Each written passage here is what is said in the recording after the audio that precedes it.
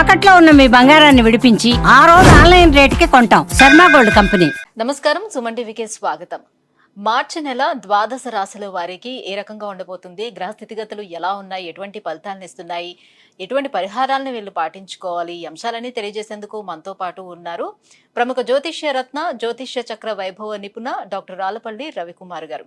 గురుగారు నమస్కారం. నమస్కారం. గురుగారు, ద్వాదశ రాశుల వారికి ఈ మార్చి నెల ఎలా ఉండబోతుందో తెలుసుకునే ముందు నవగ్రహాల స్థితిగతులు ఎలా ఉన్నాయి, ఎలాంటి ఫలితాలను అందిస్తున్నాయి? శరదిందు సమాకారే పరబ్రహ్మ స్వరూపిణి వాసరాపీఠ నిలయే సరస్వతి నమస్తే. సుమన్ టీవీ ప్రేక్షకులకు నమస్కారం. మార్చి నెల 2025 నవగ్రహాలు ద్వాదశ రాశుల్లో ఎక్కడ ఉన్నాయి ఇప్పుడు తెలుసుకుందాం. ముందుగా సూర్యుడు వచ్చేసి మనకి మీన రాశిలో ఉన్నారు.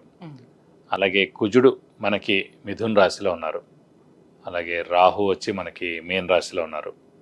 గురువు మనకి వృషభ రాశిలో ఉన్నారు. శని స్వస్థానమైన కుంభరాశిలో ఉన్నారు. బుధుడు నీచస్థానమైన మీన రాశిలో ఉన్నారు.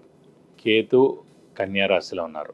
శుక్రుడు మటుకు మీన రాశిలో ఉచ్చస్థానంలో ఉన్నాడు. కాబట్టి ఒకటి స్వస్థానం శని, శుక్రుడేమో మనకి ఉచ్చస్థానంలో ఉన్నాడు మీనంలో. అలాగే నీచస్థానమైన మీనంలోనే బుధుడు కూడా ఉన్నాడన్నమాట. ఇవి నవగ్రహాలు ద్వాదశ రాశుల్లో మార్చి నెల అంతా ఈ స్థానాల్లో ఉంటాయి.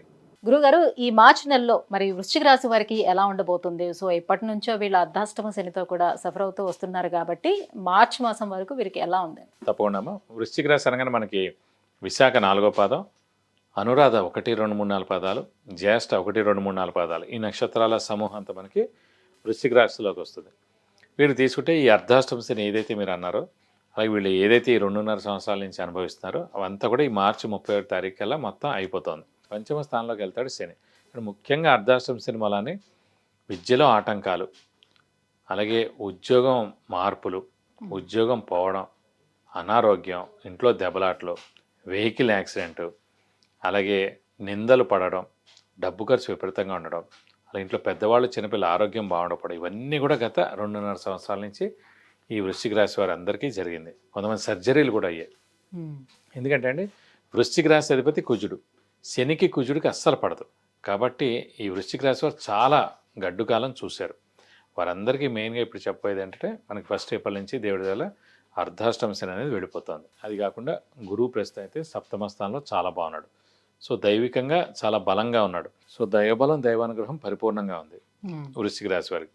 తీర్థయాత్రలు చేస్తారు, దైవ దర్శనం చేసుకుంటారు, గురువుని దర్శిస్తారు, గురువు యొక్క బ్లెస్సింగ్స్ తీసుకుంటారు, సంఘంలో జరిగే మెయిన్ ఈవెంట్స్ ఏవైతేనో అవన్నింటిలో కూడా పాల్గొంటారు.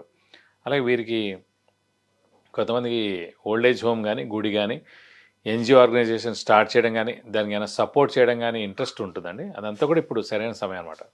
వాటికి హెల్ప్ చేయడం, లేదంటే అలాంటివి పెట్టడం, ఇలాంటివి కూడా జరిగేందుకు అవకాశాలు ఎక్కువగా ఉన్నాయి. అలాగే ఇప్పుడు వెళ్తూ వాళ్ళు మేలే చేస్తాడు. ఇప్పుడు శని కూడా వెళ్తూ ఖచ్చితంగా నిరుద్యోగులు ఉద్యోగం రావడం, ఉద్యోగస్తులు ప్రమోషన్స్ రావడం, ఇలాంటివన్నీ కూడా చేస్తారు. వీలైతే స్థానచలనం కూడా అవుతానికి 1 నెలే ఉంది కాబట్టి స్థానచలనం, ఎవరైనా ఉద్యోగ మార్పు కానివ్వండి, ట్రాన్స్ఫర్ అవ్వడం కానీ, ప్రమోషన్ మీద వేరే ఊరు వెళ్ళడం కానివ్వండి, కొత్త జాబ్ వెతుకుని మొత్తం ఊరే వెళ్ళొచ్చు, ఊరు మార్పు ఉండొచ్చు, లేదంటే ఇల్లైనా మారుతారు ఖచ్చితంగా. సో ఈ నెల్లాళ్ళే ఉంది. ఈ నెల్లాళ్ళు దాటిన తర్వాత ఇంకా ఎక్కువగా ఈ స్థానచలనాలు అయితే ప్రస్తుతానికి అయితే వృశ్చిక రాశి వారికి ఉండదు.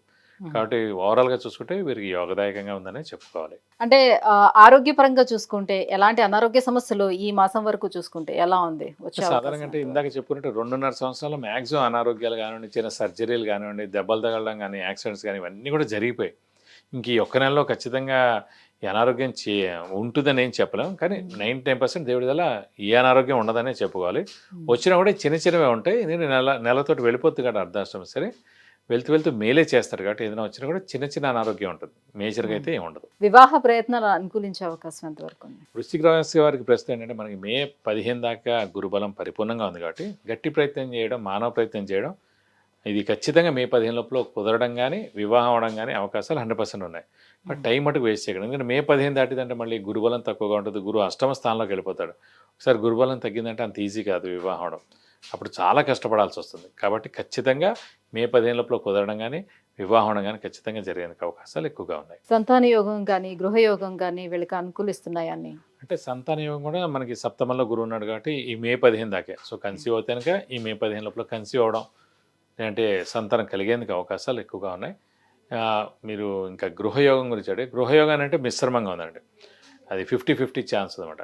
మీరు గట్టిగా ప్రయత్నించి మానవ ప్రయత్నం చేస్తే కనుక మే 15 లోపల అయ్యేందుకు అవకాశం ఉంది. లేదంటే కనుక ఇప్పుడప్పుడు ప్రస్తుతం లేదు, ఒక ఏడాది దాకా ఆగాల్సిందే. ఇంకా ఎలాంటి రెమెడీస్ని పాటించుకోవాలి వీళ్ళు? ప్రస్తుతం ఏంటంటే వీళ్ళకి ఈ ముఖ్యంగా ఏంటంటే బుధుడు ప్రస్తుతం నీచలో ఉన్నాడు కాబట్టి ఈ వృశ్చిక రాశికి పంచమ స్థానంలో వీలైతే ప్రతి బుధవారం ఇంకా 4 వారాలే ఉంది కాబట్టి ఈ నెలల్లో ఈ బుధుడు నీచత్వం అనేది, కాబట్టి ప్రతి బుధవారం ఉపవాసం ఉంటే సరిపోద్ది. అలాగే వెంకటేశ్వర స్వామిని ఎక్కువగా ఆరాధిస్తే సరిపోద్ది.